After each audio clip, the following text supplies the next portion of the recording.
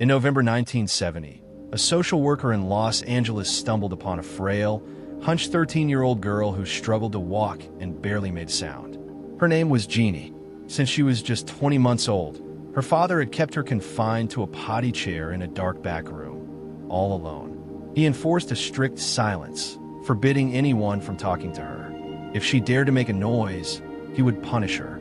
For over a decade, Jeannie had been deprived of human language, contact, and any real experience of the outside world. At 13, she had never learned to speak.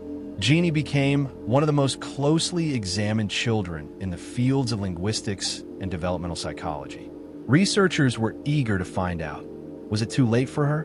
Could a child still learn language after that critical period had passed? In the months following her discovery, she began to soak up vocabulary at an astonishing rate. She could learn new words and understand them. However, the intricate grammatical structures that children typically grasp effortlessly before the age of 5 eluded her. She could label objects, but struggled to form sentences as language demands. Something essential had been missing during her formative years. And unfortunately, time couldn't be rewound. In 1967, linguist Eric Lenneberg suggested that language acquisition occurs within a critical period, a developmental window from birth to puberty when the brain is especially receptive to learning language naturally and thoroughly. Once that window closes, the brain can still learn, but not in the same way or with the same depth. Jeannie was the first human case to put this theory to the test directly. Her experience confirmed Lenneberg's hypothesis. The brain does have a window. If that window is shut through isolation, silence, and a lack of human interaction, it closes for good. What could have been learned during that time becomes largely inaccessible. The research eventually came to a halt. Funding was pulled, and the scientists who had been studying her faced accusations of putting their research ahead of her well-being. She was shuffled between foster homes, some of which were far from safe. As a result, she regressed. The language skills she had started to develop faded away.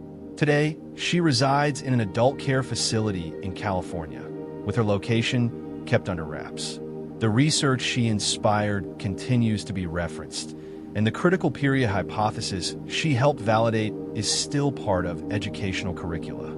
She contributed one of the most important discoveries in the field of human development, yet science didn't return the favor.